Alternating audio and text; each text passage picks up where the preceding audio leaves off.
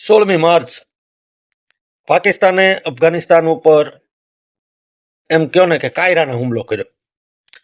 હવે અફઘાનિસ્તાન પાસે એરફોર્સ નથી.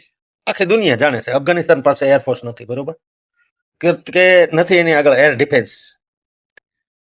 હવે આવી પોઝિશનમાં કોઈ નિહત્થા માણસની ઉપર હાથ ઉપાડવા જેવી કાયરાના હરકત પાકિસ્તાને કરી, એર સ્ટ્રાઇક કરી એને, અને એ પાછી હોસ્પિટલ ઉપર, અને નિર્દોષ લોકોના 400 થી વધારે માણસોની જાન લઈ લીધી. હવે આખી દુનિયા આ વોર ક્રાઇમ કહેવાય, કારણ કે તમે લડાઈમાં તમે આર્મી ટુ આર્મી સામસામે એટેક કરી શકે.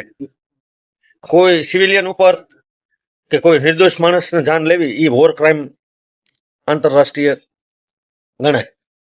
જસ્ટિસ આંતરરાષ્ટ્રીય કોર્ટમાં એ વોર ક્રાઇમ ગણાય. વોર ક્રાઇમ પાકિસ્તાને કર્યો, બરોબર. હવે આખી દુનિયા એને કંડમ કરે છે. આપણે ભારત આપણે અફઘાનિસ્તાનના મિત્ર છીએ.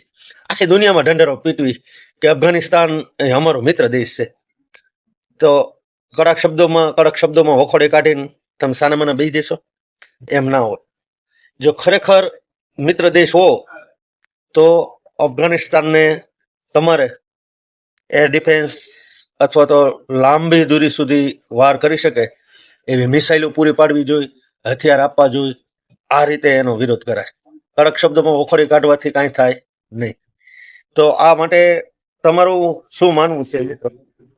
ખરેખર અફઘાનિસ્તાનને આપણે અત્યારે સપોર્ટ કરવો જોઈએ કે ન કરવો જોઈએ? આવી બધી ચર્ચા હાલી રહી છે. અને આમ પણ આપણે અમુક ઓપરેશન સિંદૂર વખતે અમુક મિસાઇલો આપણી જે છોડવાની હતી ને પડી રહી ગઈ. અચાનક વચ્ચેથી યુદ્ધ બંધ કરવું પડ્યું.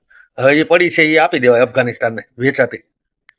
એટલે એક ગાયે બે પક્ષી, પણ મિત્રતા નિભાઈ જાય અને પણેથી ખવા જાય, એવું હું માનું છું. તમે શું માનો છો? કોમેન્ટ કરજો. આપણે S-400 આપણે ન આપીએ કે અફઘાનિસ્તાનને, કારણ કે એ આપણને રશિયા પાસેથી આપણે ખરીદેલું છે. પણ આપણું સ્વદેશી એર ડિફેન્સ આકાશ તીર, જેણે ઓપરેશન સિંદૂર વખતે બહુ જોરદાર કામ કરીને બતાવ્યું, એને તો આપણે આપીએ કે ના આપીએ કે એમ વાત છે. એટલે હવે સમય આવી ગયો છે. અફઘાનિસ્તાનને આપણે સપોર્ટ કરવાનો. એટલે ટૂંક સમયમાં હવે ભારત એવું કંઈ ડિસિઝન લે કે અફઘાનિસ્તાનને હાલો ભાઈ, અમે અફઘાનિસ્તાનને કહેવાય ભાઈ તમારે કયા હથિયારની જરૂર છે, હાલો લઈ જાઓ, જે જોઈએ આપો. આપણે સ્વદેશી અહીં બનાવેલા, આપણે બીજા પાસેથી ખરીદેલા ન આપીએ કે, પણ જે હથિયાર આપણે બનાવીએ છીએ એ તો આપણે સેલ કરીએ કે. એટલે આમાં શું થાય છે, એક ગાયે બે પક્ષી. એક તો આપણે અફઘાનિસ્તાન સાથે મિત્રતા નિભાવી એમ કહેવાય, અને બીજા નંબરમાં કે ખહ નીકળી જાય. અને થોડાક ટાર્ગેટે હારવાર અફઘાનિસ્તાનને આપી દેવા કે એટલી જગ્યાએ તો મારજો જ, હાલ્યો લઈ જાઓ, 5 મિસાઇલ વધારે લઈ જાઓ. હવે એવો સમય, બાકી કડક શબ્દોમાં વખોડી કાઢવાથી કાંઈ થાય એવું મને નથી લાગતું. અને આવી રીતે વખોડી કાઢીને મિત્રતા નિભાવાય નહીં ભાઈ. મિત્રતા નિભાવવી હોય ને તો પડખે ઊભું રહેવું પડે. અને પાકિસ્તાનનું હવે ભરાઈ રહ્યું છે.